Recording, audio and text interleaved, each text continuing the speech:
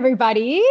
Today I get to do something really cool. It's like I'm working, but I'm not really working because I get to just hang out with my friend who's also my colleague and also someone who works with me at EasyEquities. Her name is Veronique van Rensburg, and she heads up our education at EasyEquities. And I'm chatting to Veronique today because we were kind of chatting in passing the other day, and she reminded me that she's moved her RA to EasyEquities. And I was like, oh, I'd like to talk to you about that, actually. So, Veronique, welcome. Thank you. You're no stranger to our community, even if they haven't seen your face. They've read your blogs, they've done your Easy Academy, they've done all kinds of things that you're responsible for behind the scenes. So if you haven't met Veronique before, this is she. Thank you so much for having me. It's a pleasure. I think we need to start off by talking about your journey at EasyEquities for a second, because I met you during COVID. That is Yes. when you started working. Like, who can say that their career kicked off in COVID? Now I pinch myself every time when I think about exactly that. And actually, it was both. So you were, I mean, you come from a musical background. That's what you're trained in, and that's what you do. You're a singer. I've heard you sing. You're amazing, and you still gig and you still do that stuff. But we needed people to come on board to assist with our Capitec partnership. And there were all these performers and actors and people in the arts that were really struggling at that time. And through our networks, we came across you. And you're one of the best decisions we've ever made. So tell me, okay, because you're like me, you don't come from a finance background or anything like that. How did joining the team in COVID, like, how did that shape your view of investing, retirement? Gosh, so coming from the musical background, not only that, I mean, I come from a freelance background. So, I mean, just the concept of earning a regular income was something that was completely foreign to me. And when I joined EasyEquities, I had like zero investing knowledge. So everything about the way that I feel about retirement, about money, about investing, about growing my wealth has been because I'm just so blessed to live and breathe it every single day. So it's a complete 180 shift from how I approached money before, like, do I even have enough money for living, let alone saving? So to come from that mindset to now, okay, I'm earning a salary, maybe I can start thinking about retirement, maybe I can, think about savings. I love that about, us that we have to save every month. So the culture that has instilled in me, it's chalk and cheese. Good. Yeah, I've had the same experience. So when I started at EasyEquities, which was almost like 10 years ago, which is a little crazy, I had absolutely no plan for my retirement, and it scared me a lot. Like, I knew I should have one, but I didn't. And starting at EasyEquities, obviously you get exposed to this whole world and you start learning about this stuff and how important it is. And so I feel incredibly grateful and empowered now, being able to say I contribute to my RA, I have a TFSA, I've got a whole offshore portfolio, I've got all of these things, and I feel so confident, as opposed to where I was before. I'm so grateful. But so before you were at Easy, did you have an RA or anything like that? I did, because as you're I started singing straight out of school. So from 99 onwards up until 2020, that's what I did. So as you become a young adult, your parents go, you should probably get an RA, or you stumble across a financial advisor who says, yes, get an RA. So I had an RA, but it was one of those that you had to contribute to every single month, which in the good months was amazing. And then I had my son in 2013. I had a bit of a dip. I think it was around probably the 2015, 2016 mark. And I said to my provider at the time, look, it's fine. I'll pay the penalties, but I actually cannot commit to regularly contributing anymore. So whatever penalty that there was for not contributing anymore, I'd done that. And then it just kind of sat there. So I wasn't actively investing it. I wasn't monitoring. I kind of knew how much was in there, but it was just sitting there and dormant. So when I think it was about, I hadn't even been at EasyEquities for about a year, where I thought, maybe I can transfer it across and actually start, like kick it up again and start contributing and actually work at growing it myself rather than just letting a small little lump sum sit there doing nothing. Yeah. And I think that's quite off-putting because, you want to start these things when you're young, right? Okay, we all wish we could get in a time machine, go back to when we were 20 and be like, all the beer that you're buying, there's other stuff that's also really important that you should be doing right now. Like we all wish we could do that. For me, it was box wine, but we won't get into that. We listen and we don't judge. Yeah, but I think when you're at that phase of your life where you're starting to work and earn your own cash, like the rigidity of a traditional RA can be really off-putting. So the fact that you do have these compulsory monthly contributions, they usually have minimum contribution amounts, and you usually are very restricted to a very limited amount of products that you can invest in. And it's usually not you that's investing in those things. It's a broker or an advisor. There's fees associated with that. So all in all, it's like really intimidating. So what was your experience when you did decide to make the move, and how does that contrast that kind of traditional model?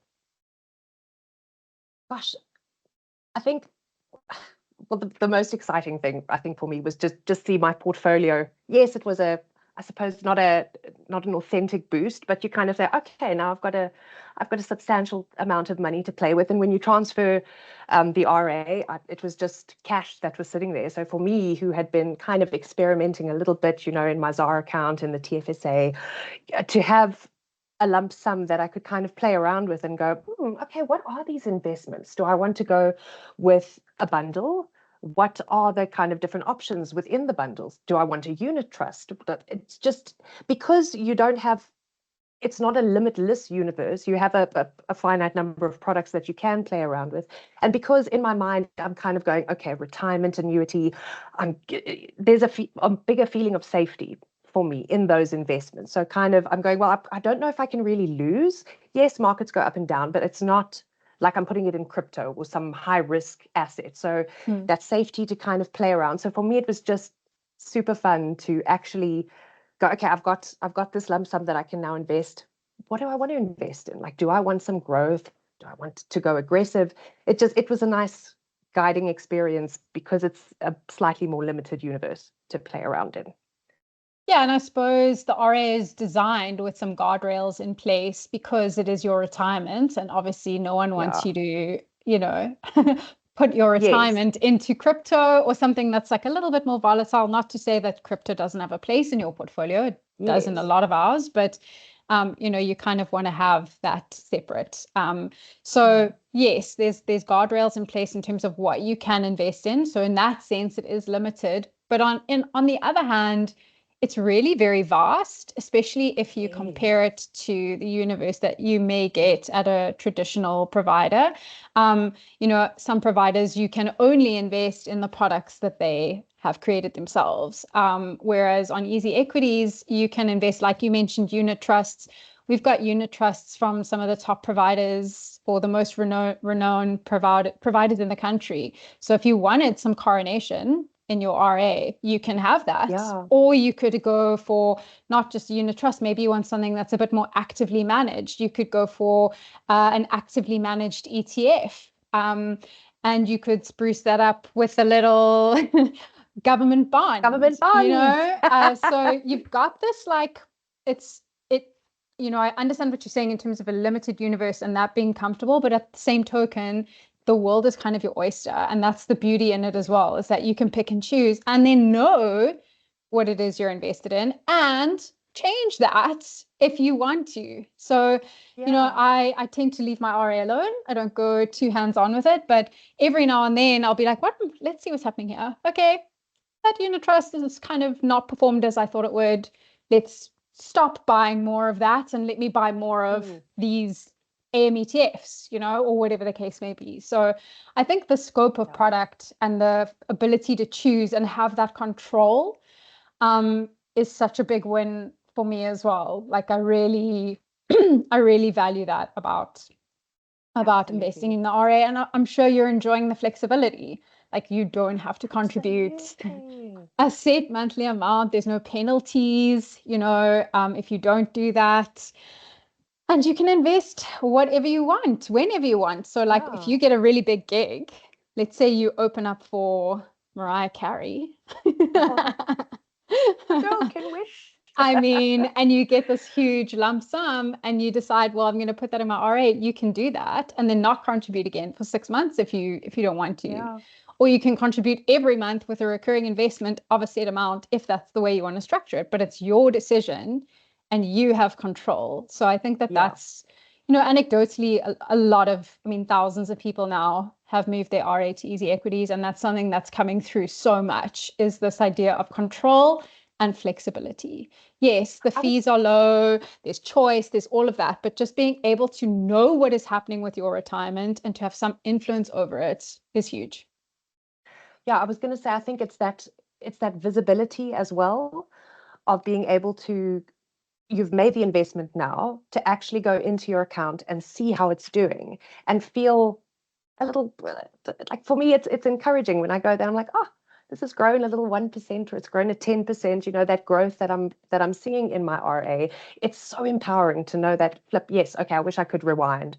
But the fact that I can see it every day if I want to, I love logging in and checking, but it's that visibility. And like you said about the different providers, it's the choice, the visibility. Yeah, I love. Now, you're not just an RA gal. We've converted you into life insurance as well. Yes. Because we were talking the other day about how we've both switched over to EasyProtect, because now that we, are seeing life insurance differently and we're both investors, it just makes sense. So tell me about that journey for you. It actually, because, part of what I do when we're preparing comms, I will have a look at it. We always have a second pair of eyes to look at it. And something triggered, it was something to do with EasyProtect. And I thought, I haven't visited in a long time. Let me actually just go and get a quote and see what I can get for my life insurance, which then got my little analysis brain on and went, actually, what is my life insurance again? I got it, with the freelance. I had life insurance, don't have life insurance. I cancel it, I get it again. So it's never been a product that has stuck with me. But after my son was born again, I thought, no, okay, I've just gotten divorced, starting life over again. This is something I really need to, put on my big girl panties and get life insurance. So I got whatever I could afford at the time. It was before I joined EasyEquities. So it was like, okay, what is the best that I can do based on what I have? And then I kind of forgot about it. And I never looked at it again. So I actually pulled up my policy and I started comparing and I started seeing what the benefits were. And I started seeing, there were just things that I went, oh, perhaps this could be better. So I did a lot of analysis. And because I'm so invested in the RA and because I'm pushing, the other parts of my portfolio as well, this just made so much sense to me to invest in something that's going to give me the life insurance, but is also going to look at my assets and, grow with me. So I made the switch. I made the switcheroo, and it's changed my mindset even more, because with EasyProtect, if my assets grow and I don't need that much life insurance, I'm going to get that money, the difference in premium swept back, and I'm going to grow my portfolio more. So now I'm going, oh, how quickly can I grow my assets so that I'm going to start reaping those benefits? I call it, like, what did I call it? It's just a beautiful cycle of growth. So it was a perfect fit for me. So some people will be watching this and they don't know what EasyProtect is. So I'm going to give you like the elevator pitch, and you jump in if you've got anything to add. But EasyProtect essentially says, like, why do we have life insurance? We have life insurance so that the people we leave behind when we go have protection. They've got funds to support their lifestyle that we might be supporting currently. But if you're an investor, you're already growing this asset base. You're already growing your investments as kind of your overall wealth. What do I call it? Vault. And so ultimately, you could actually have sufficient assets that if you were to pass away, you could leave those to the people that you love. And you may not even have a need for life insurance. But we're not quite there yet. I'm not. Yes. I'm not in a position where my investments can just cover my dependents at the moment. So EasyProtect is kind of this gap cover in a weird way where it goes, okay, you need X amount to provide for your loved ones if you pass away. You're at Y amount. Let's cover you for the difference. And as this Y amount, as your investments grow, the need for life cover decreases because you're really working yourself up to that final amount that would cover what is needed. So it really switches the script actually on life insurance from being this thing that you kind of, that it feels like quite a big burden because life insurance just gets exponentially more expensive the older you get. Meanwhile, the dependents who rely on it less and less and less as you get older because they become more independent and because you grow your assets. So when you start to reframe how you think about life insurance, not being sort of like this fear mongering, I've got to have like basically an inheritance for my kids via my life insurance. When you start to actually think of it smartly, this makes way more sense. And like you said, as your investments increase and the need for cover decreases, the difference in premium that you were paying and now are paying less of, you sweep that into your investments, and then your investments grow even more. So that's the loop that you're talking about, that cycle of protection and wealth building all working together. So for anyone who hasn't checked out EasyProtect, we are drinking the Kool-Aid. We feel like we've found like a hack. Like we're hacking the system, but we're not, because it's like an actual thing. No. And I just, I mean, even as an employee, like that's the mindset that I'm going, oh, how can I be a better investor? Because this is cool. Like my investments grow, and then I guess, so it's changed my mindset. Yeah, totally. So what is it like working for a company where the people who you work with actually use the products that you talk about? Like, I think everyone at Easy invests, obviously, but to the extent that, like, I mean, we all use the products we promote. We actually put the money where our mouths are, I guess. What's that like?